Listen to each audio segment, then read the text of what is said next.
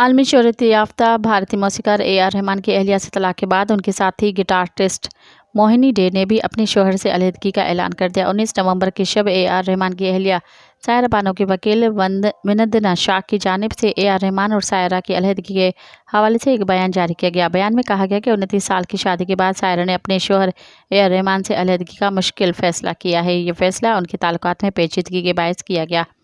بیان میں مزید کہا گیا ہے کہ ایک دوسرے کے لیے گہری محبت کے باوجود جوڑے نے محسوس کیا کہ تلخی اور مشکلات کے باعث ان کے درمیان ایک ایسا فاصلہ پیدا ہو گیا ہے جسے اس وقت دونوں فریق ختم کرنے سے قاصر ہیں۔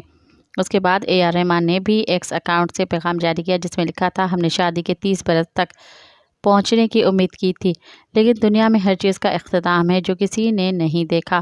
ٹوٹے ہوئے دلوں کے بوجھ سے خدا کا تخت بھی کانپ سکتا ہے۔